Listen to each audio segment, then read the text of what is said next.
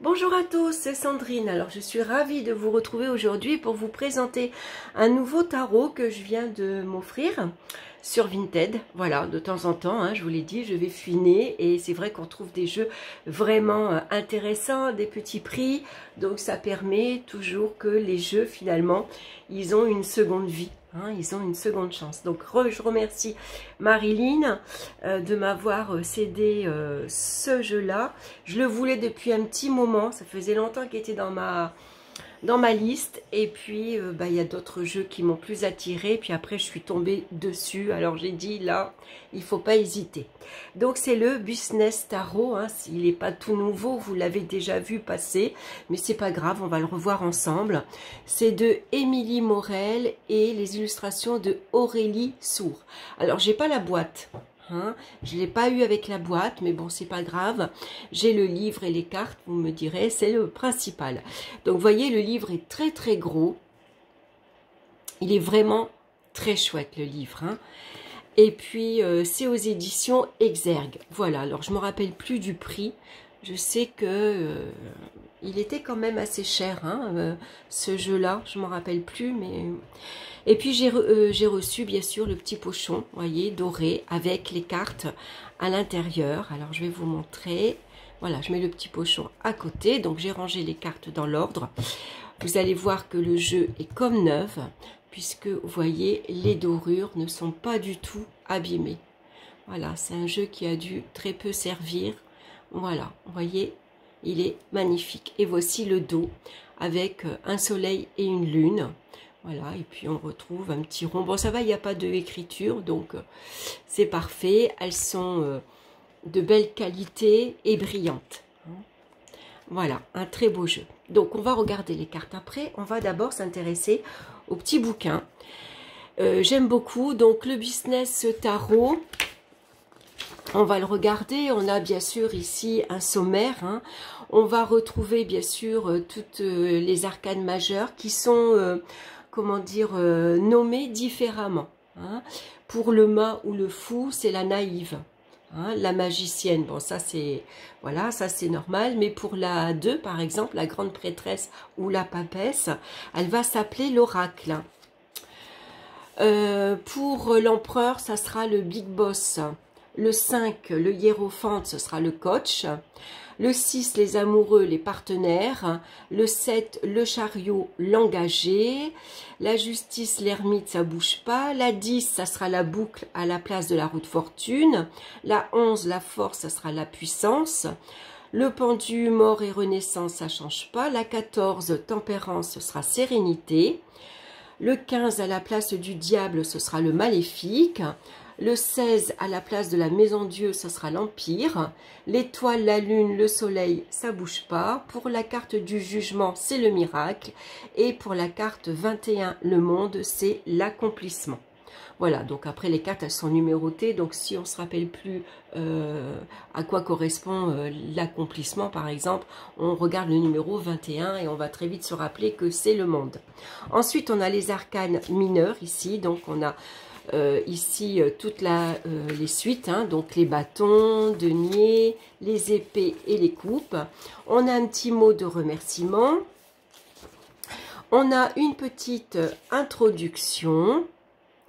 Voilà, donc elle nous explique en fait que ce tarot est fait surtout si vous avez un business, c'est-à-dire si vous êtes entrepreneur, que vous êtes à votre compte, vous avez une petite entreprise, hein, alors que ce soit tarot, que ce soit travail manuel, que vous soyez en activité... que vous, je sais pas, que ce soit une création par exemple, hein, vous créez des bijoux ou vous avez une entreprise de transport par exemple, quelle que soit votre entreprise, ce jeu-là va vous aider justement à savoir où vous en êtes dans votre job en fait. Hein. Donc c'est un tarot qui va très bien pour le domaine professionnel. Donc ici, on a la fusion entre ciel et terre, c'est la clé de la réussite. Le monde réel a ses lois immuables, l'esprit nous guide vers des aspirations irréductibles. Leur mariage est une affaire complexe, mais ô combien gratifiante lorsque nous parvenons au Graal, sceller cette union sacrée entre le ciel et la terre. Voilà, donc ici on a le tarot, un outil pour retrouver la clarté de l'esprit. Donc les 78 lames du tarot nous offrent une trame d'exploration riche et précise qui nous permet d'entrer dans la finesse de compréhension nécessaire à cette fusion entre le ciel et la terre. Je l'utilise depuis de nombreuses années pour dénouer certaines problématiques de ma vie, pour faire avancer mes entreprises, si bien qu'au fil des milliers de tirages que j'ai effectués, j'ai abouti à une lecture originale et particulièrement efficace. Voilà, donc tout ça, elle nous l'explique. Ensuite, on a l'intention. L'objectif de ce tarot est donc de vous accompagner dans cette quête de puissance qui consiste à vous développer, à évoluer et à vous épanouir dans l'idée que l'on peut vivre une abondance matérielle illimitée, un business florissant tout en contribuant au monde et en respectant les besoins de l'âme. Ce qui est intéressant, c'est qu'elle nous explique qu'en fait, il ne faut pas avoir honte de vouloir réussir matériellement. Voilà, on a tous, c'est vrai, quand on crée son entreprise, quand on est à son compte, ben, c'est parce qu'on a envie, bien sûr, de travailler, mais de gagner sa vie. Et il ne faut pas avoir honte si ça marche et si vous gagnez bien votre vie. Ça ne vous empêche pas d'être bienveillant avec les gens qui vous entourent et avec le monde en général. Donc ça, j'ai trouvé ça super. L'avenir, ben, c'est vous qui le créez. Donc ici, elle vous explique que le but d'une lecture ne sera donc pas d'obtenir une réponse par oui ou par non, de l'ordre d'une autorisation donnée à un enfant, mais bien de vous amener à vous sentir mieux, plus serein, plus libre, plus au clair à propos de ce qui doit être fait ou de la sagesse qui doit être intégrée, afin que vous continuiez votre route en toute confiance vers la réalisation de vos rêves. Pour cela, il s'agit d'emprunter le chemin de votre puissance intérieure. Donc, votre aimant intérieur, dans un business, on le sait, le mindset est essentiel. Ce sont votre clarté d'esprit et votre capacité à traverser les tempêtes en toute sérénité, votre foi, votre niveau de bonheur qui vont déterminer votre succès. C'est donc bien sur ces éléments que vous allez travailler avec le Business Tarot. Voilà, je trouve que c'est très clair, c'est très bien expliqué. Que faire après une lecture? Vous ne vous sentez pas mieux. Donc ici, elle vous dit de prendre le temps, de prendre du recul, de méditer, de réfléchir tranquillement à ce que vous avez déjà accompli, de vous changer les idées si vraiment la réponse que vous avez n'est pas celle que vous attendiez par exemple. Donc là, elle vous explique, prenez votre temps. Lorsque l'on gère un business, on est souvent pris dans une course contre la montre. On se presse, on a besoin que les choses se règlent vite. L'entrepreneur a vite fait de plonger dans une fuite en avant. Le Business Tarot vous invite à ouvrir une parenthèse hors du temps. Si vous avez l'habitude de vivre à un tel rythme effréné, profitez du moment que vous consacrez à un tirage avec ces arcanes pour installer une dynamique différente. Voilà, donc les règles d'or d'un tirage qui va vous aider et non pas vous plomber. Prenez le temps d'ouvrir un espace sacré, de vous poser. Évitez de tirer le Business Tarot trop souvent en survol. Acceptez le fait que certaines cartes ne vous parlent pas tout de suite. Laissez infuser. Accueillez votre évolution étape par étape. Et familiarisez-vous avec votre propre manière de faire. Donc on va ici bien sûr s'approprier le tarot. Notez vos tirages, surtout c'est important. Gardez en tête l'idée qu'un tirage doit vous permettre de vous sentir mieux. Et puis, on peut retrouver donc sur le groupe Facebook le Business Tarot d'Émilie Morel. J'y propose régulièrement des lectures de cartes en direct à partir de cas concrets. Donc ça c'est intéressant. Et puis vous allez retrouver également sur le groupe Facebook une communauté d'entrepreneurs qui sont dans la même démarche que vous. Hein.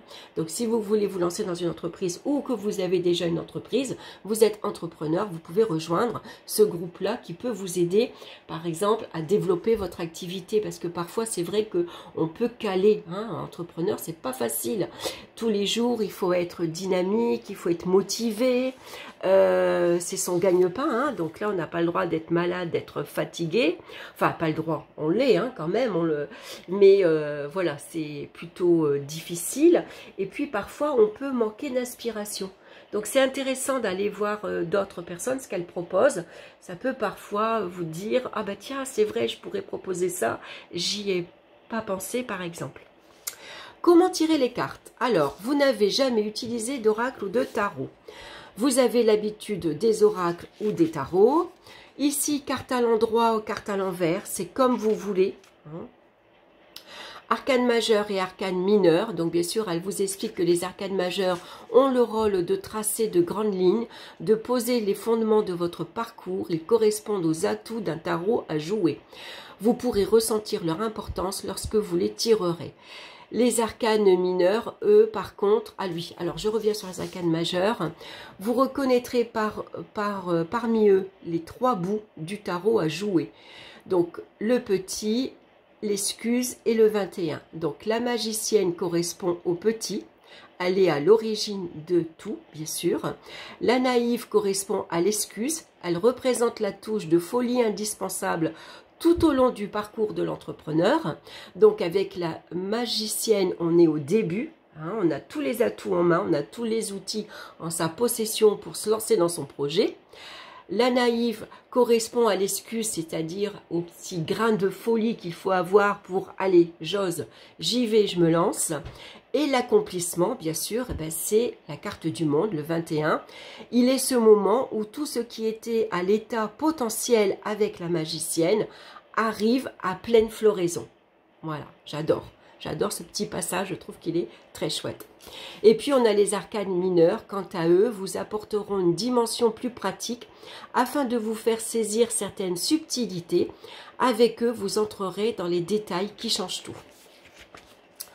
Voilà, donc on va retrouver les bâtons aux éléments feu, les deniers à la terre, les épées à l'air et les coupes à l'eau. Hein, elle vous explique ici. Ensuite, elle va ajouter dans ces cartes des symboles astrologiques qu'on peut utiliser ou non. Hein, si on ne connaît pas l'astrologie, c'est pas grave, ça ne va pas changer votre tirage. Et puis, sur chaque carte, on va retrouver donc un mantra qu'on va pouvoir réciter tous les jours quand on a besoin parfois d'être motivé, par exemple. Et puis, on a les protagonistes. Donc, pour certaines questions, vous aurez peut-être besoin de comprendre quelles personnes sont impliquées dans la situation. Vous pourrez alors utiliser le paragraphe protagoniste relatif à chaque carte pour affiner votre tirage. Voilà, et puis on a un petit mot d'Émilie Morel. Je vous souhaite maintenant une très joyeuse découverte et peut-être une ouverture sur de nouvelles manières d'appréhender votre vie d'entrepreneur. Voilà, j'ai trouvé ça génial. Donc on passe aux arcanes majeurs. Donc on retrouve la carte ici en couleur, la naïve, se lancer dans l'inconnu, hein, ça résume bien la carte du mât ou du fou.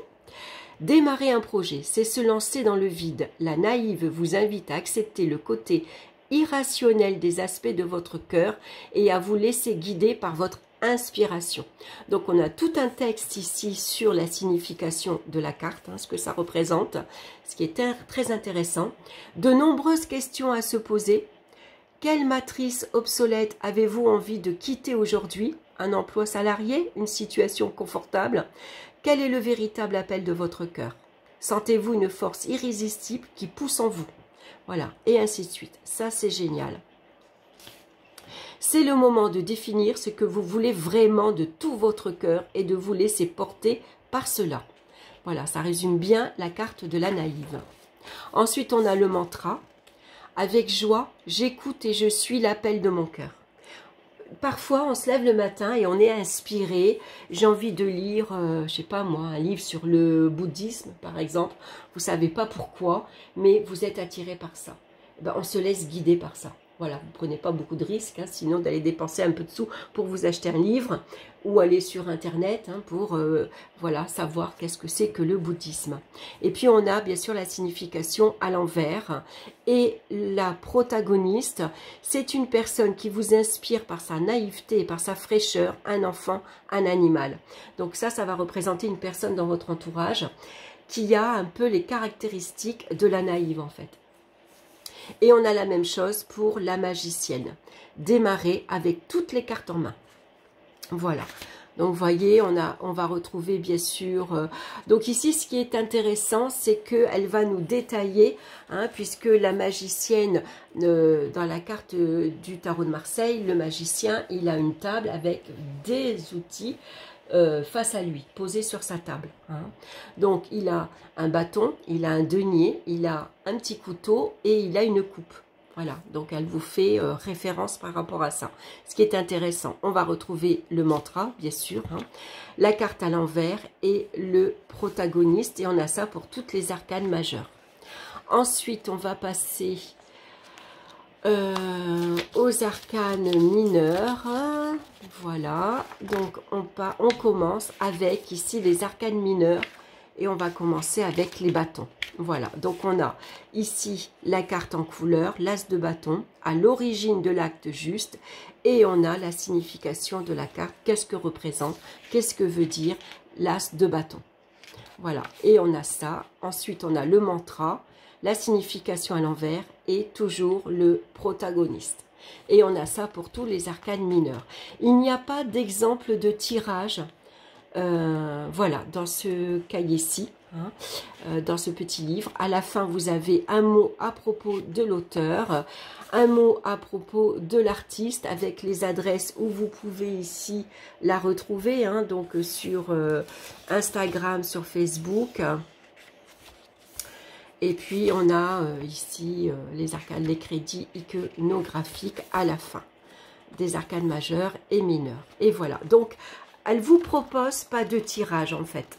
Hein, il n'y a pas, elle ne vous parle pas du tirage à une carte, à 3 cartes, tirage en croix, tirage en pyramide.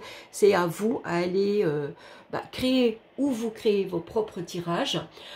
Alors au départ, bien sûr, commencez par une carte et maximum 3 cartes. Hein, c'est plus facile pour interpréter et pour s'approprier après le message des cartes. Et puis sinon, si vous avez d'autres tarots, d'autres livres, vous pouvez vous inspirer, voilà, d'autres tirages. On va regarder maintenant les cartes. Donc, chapeau pour le livre. Moi, je le trouve très très bien. Hein, vraiment, si vous êtes entrepreneur, c'est un tarot qui va vraiment vous intéresser. Donc on va regarder les cartes, hein, donc je vous ai montré, hein, elles sont toutes dorées, elles ont une belle taille. Donc on commence par les arcanes majeurs. On a la naïve, donc c'est une femme, voyez, son chien ici est posé, elle a son sac à main et puis elle ose se lancer en sachant qu'elle a le précipice. Hein. Quand on se lance, on ne connaît pas les risques, on ne sait pas si le résultat va être positif ou négatif, mais quoi qu'il en soit, à un moment donné, il faut bien se lancer. La magicienne, l'oracle, j'aime beaucoup, hein, avec les livres. L'impératrice, donc vous voyez, je crois que c'est des photomontages. En tout cas, c'est des personnes réalistes, hein, ce n'est pas des personnes dessinées. On a vraiment des vrais visages, des vrais personnages. Le big boss, c'est le chef. Ici, c'est le coach. Parfois, on a besoin d'être coaché. Les partenaires, hein, ça c'est intéressant, c'est vrai. Parfois, on est associé. L'engagé, hein. La carte de la justice, bien sûr, hein, toujours être en règle. L'ermite, besoin de réfléchir, de se poser parfois. La boucle, il y a des hauts et des bas dans une entreprise. La puissance, le pendu, la mort et la renaissance. Voilà, avec, elle me fait penser à Los Muertes, c'est pas comme ça qu'on dit. Ça va, elle n'est pas trop effrayante. Je n'aime pas la carte de la mort dans le tarot. Je ne sais plus ce que c'est tarot, le jour et la nuit. Ou tarot de la nuit peut-être. Voilà, j'aime pas la carte, je la trouve effrayante. La sérénité, On a le maléfique. L'empire, pardon. L'emprise, ça me fait penser avec le diable. L'étoile, cette belle cascade. La lune. On a le soleil. Le miracle, hein, pour la carte du jugement. Donc on retrouve l'ange avec ici son clairon, on va dire. L'accomplissement, voilà. Et on va retrouver les 4 éléments ici.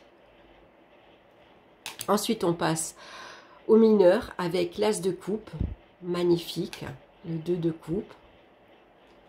On a le 3 de coupe, donc vous voyez, après, on reconnaît facilement les images. Hein, si vous êtes habitué à travailler avec un Rider-Waite, ça suit bien, voilà, les images, hein, les significations des cartes. Le 10 de coupe, le valet de coupe, donc là bien sûr on a des personnages, hein, le cavalier, voilà, il est sur sa moto, la reine et le roi de coupe. Voilà, elle est habillée en princesse et lui il est habillé, bah, il est moderne, hein, c'est un homme actuel. Ensuite on passe au denier, j'aime beaucoup avec les coquelicots, ce chemin, ce champ là, j'aime bien la représentation.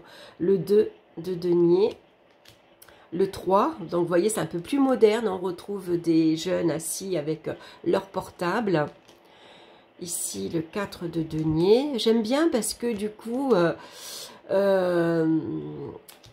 les imageries ça change un petit peu de tous les tarots que j'ai déjà. Vous voyez le 8 de denier, hein, on voit ici qu'il s'applique, il se concentre, hein, il se perfectionne.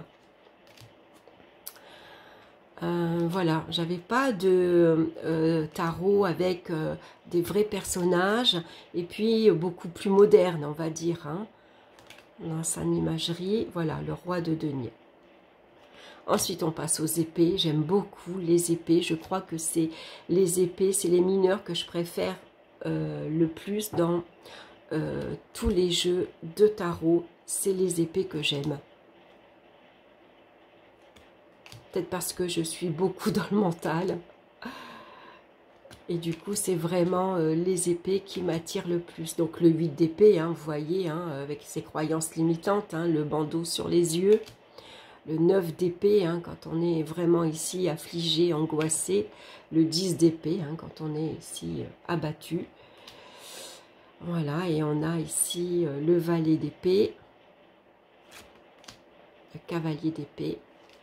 La reine d'épée et le roi d'épée. Ils sont beaux d'ailleurs.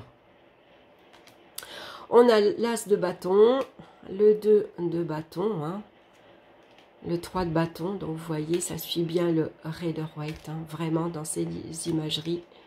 Voilà, c'est facile à reconnaître. J'aime bien, le jeu est clair. Voilà, en tout cas, j'aime beaucoup. Je suis contente de l'avoir. Ça faisait longtemps que j'avais envie. Voilà, le cavalier, la reine et le roi de bâton. Magnifique. Voilà, on a une panthère pour la reine de bâton et on a un lion pour le roi de bâton. Avec le tournesol, j'adore. Voilà, il est vraiment très très beau. Vraiment très très beau, j'aime beaucoup. Voilà, un très beau jeu, donc un jeu beau et puis en même temps très intéressant. Et puis vraiment le bouquin, je me suis régalée de lire ce que Émilie propose pour cet oracle. J'aime beaucoup aussi comment elle décrit la carte. Hein, je sais pas, je vais vous, par exemple... pas la carte de la justice, on va prendre par exemple les partenaires. Tiens, entrer en relation avec délicatesse. Dans une entreprise, la sphère relationnelle est primordiale. Ça, c'est vrai. Il est essentiel de maintenir des rapports de qualité avec tous vos partenaires, clients, comptables, banquiers, collaborateurs, agents administratifs, politiciens, avocats, etc. Plus vous grandissez en tant qu'entrepreneur, plus votre impact bénéfique ou négatif est grand. La relation d'affaires est un art des plus délicats qui nécessite apprentissage, maîtrise de soi et expérience. En prenant soin de vos relations, sans pour autant vous renier, vous développez des partenariats durables, gage d'une entreprise durable. Donc, cultivez un sentiment de gratitude vis-à-vis de vos partenaires. Et puis, comment honorer vos partenaires de manière active. Voilà. En cas de conflit, faites appel à une tierce personne et cherchez un nouveau partenaire. Vous voyez, j'aime bien parce qu'il y a des conseils. Et il y a des conseils, c'est vrai qu'elle ne voit pas toujours le côté positif. Hein. C'est vrai que parfois on peut, quand on est à son compte, on peut parfois être face à un échec, à une difficulté. Et c'est bien d'en prendre compte. Et c'est bien d'y faire face aussi. Hein, donc vous voyez, en cas de conflit, faites appel à une tierce personne. Il est parfois nécessaire de recourir à un médiateur en cas de litige. Une personne neutre permet d'apaiser les égos et de trouver des solutions innovantes. Ça peut arriver parfois. Hein. Voilà, et sinon, cherchez un nouveau partenaire. Hein. Voilà, donc je trouve ça vraiment intéressant. Ah, donc le mantra pour les partenaires, je me relie à la simplicité du cœur avec mes partenaires. Voilà. Donc très très bien. Vraiment, je l'ai trouvé vraiment très chouette. Hein. Vraiment un jeu intéressant et qui change des autres tarots. Hein.